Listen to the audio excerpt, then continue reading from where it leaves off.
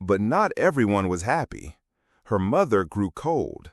Her father barely spoke. "They think I'm choosing you over them," she told Chidi one day. He nodded. "Are you?" She thought for a long moment. "No, I'm choosing myself, and you just happen to be the only person who sees me."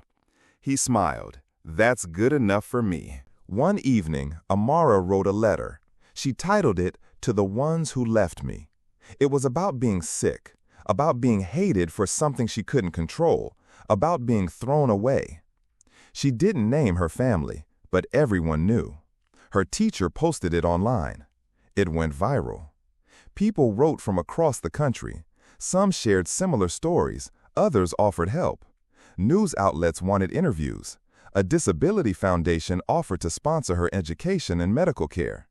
Her parents were furious. "You're airing our dirty laundry," her mother hissed. "No," Amara replied calmly. "I'm finally breathing in clean air." With her new support, Amara started school again, at the same one Chidi had once been thrown out of for being too poor.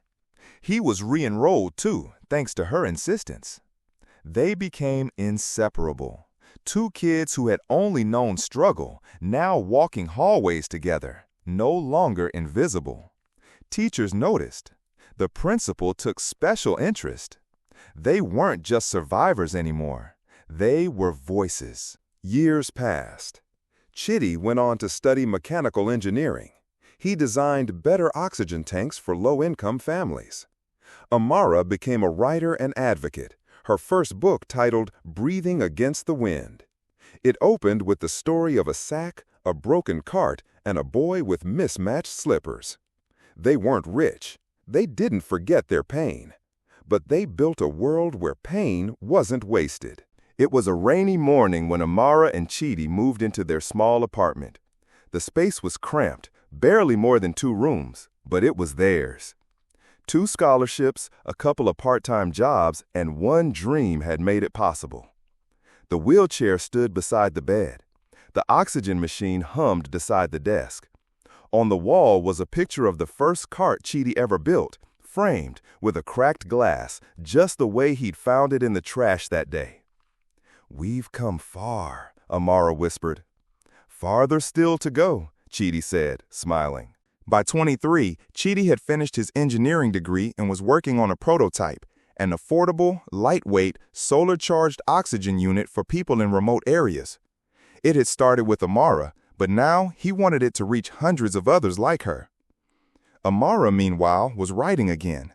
Her second book was called The House That Didn't Care, a memoir that didn't just tell her story, but exposed a reality for many children living with disabilities and families that saw them as burdens. Her words were raw, honest, and people listened. One day, Amara received an invitation to speak at her old school, the same place where her family had been embarrassed by her wheelchair, the same place her siblings once passed her in the hall without acknowledgement. She hesitated. "I don't want to go back just to feel small again," she told Chidi. He looked her in the eye. "You're not going back to feel small. You're going back to remind yourself how big you became." She nodded, and she went.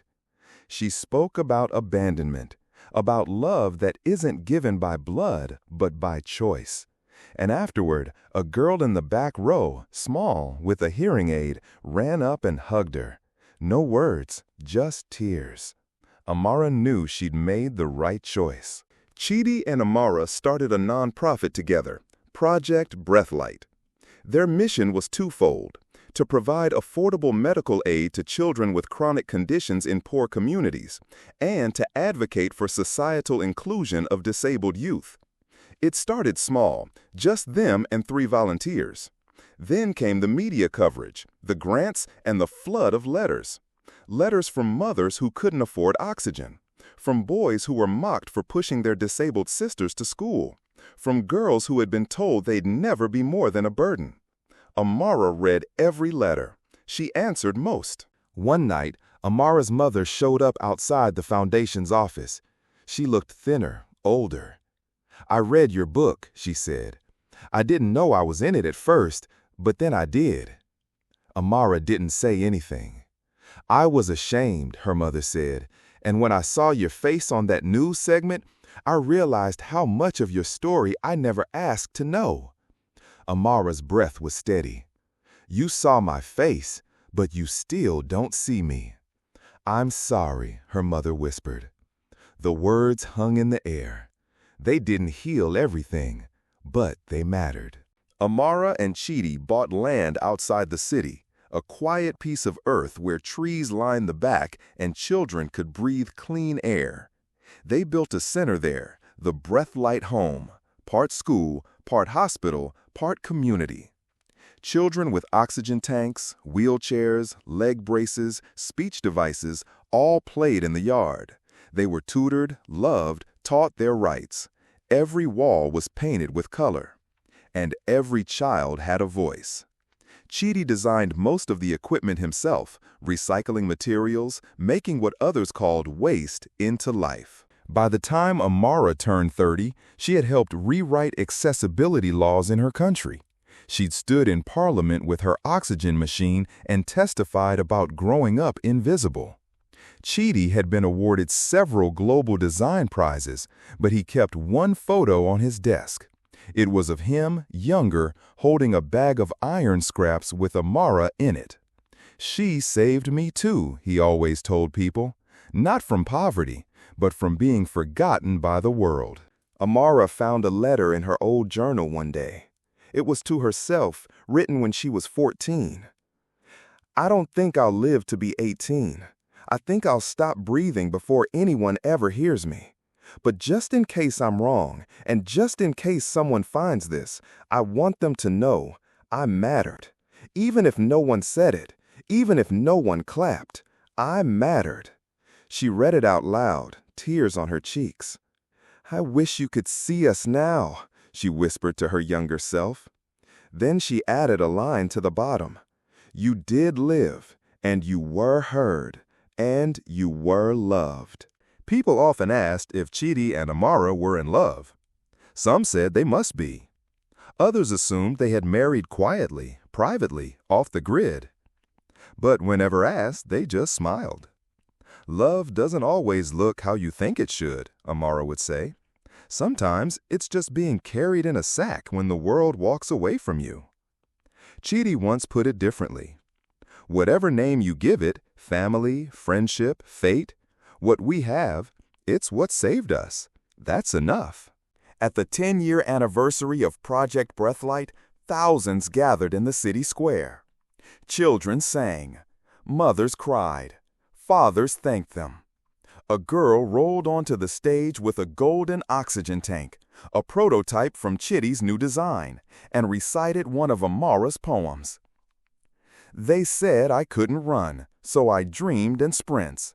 They said I'd break, so I built iron in my skin. They left me behind, but I caught the wind anyway." The applause shook the earth. Amara watched, hand in Chidi's. They weren't kids anymore. The sack was gone. The cart, broken long ago. The machines, sleeker, lighter. But the fire was still there.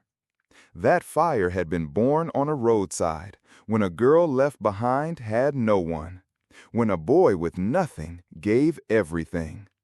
That fire burned in every wheelchair they donated, every child they hugged, every law they helped rewrite. And in the end, it was never about saving the world. It was about building a world where no one would need saving just because they couldn't breathe the same as everyone else.